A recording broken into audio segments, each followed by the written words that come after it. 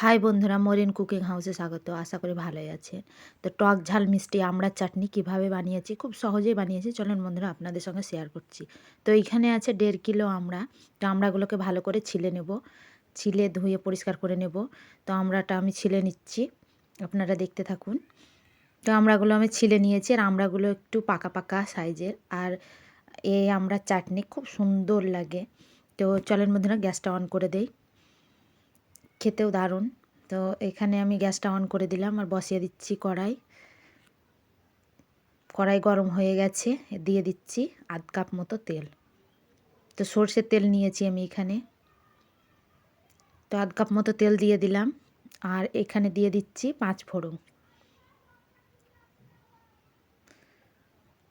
5 ফোড়ন দিয়ে দিলাম, আর 5-6টি শুকনো লঙ্কা দিয়ে দিলাম। আর 2টো পেঁয়াজ কুচি করে নিয়েছি। আর পেঁয়াজ কুচিটা দিলে বেশ ভালোই লাগে পাকা আমড়ার চাটনি। আর পেঁয়াজটা ভালো করে লাল করে নিতে হবে। আমার পেঁয়াজটা লাল হয়ে গেছে, আমড়াগুলোকে আমি ছেড়ে দিলাম। আর আমড়া ছেড়ে দিয়ে একটু তেলের মধ্যে একটু ভেজে নিতে হবে পেঁয়াজের সাথে।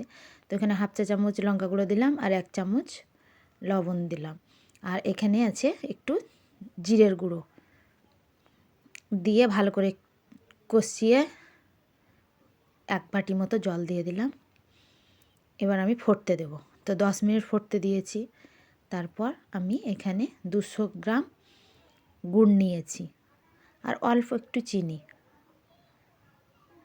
দিয়ে আবার 5 মিনিট মতো ফুটতে দিলাম।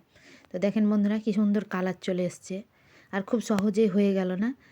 তো চলেন বন্ধুরা, গ্যাসটা আমি অফ করে দিচ্ছি, তারপর আপনাদের সঙ্গে আবার দেখাচ্ছি। তো এখানে আমি ঢেলে নিয়েছি, আর দেখেন খুব সুন্দর চাটনি। আর পাকা আমড়ার চাটনি এত সুন্দর হয়। কার কার ভালো লেগেছে বন্ধুরা কমেন্টে লিখবেন, আর অবশ্যই সাবস্ক্রাইব করে দেবেন। টাটা বন্ধুরা, অন্য একটা রেসিপিতে আবার আসবো।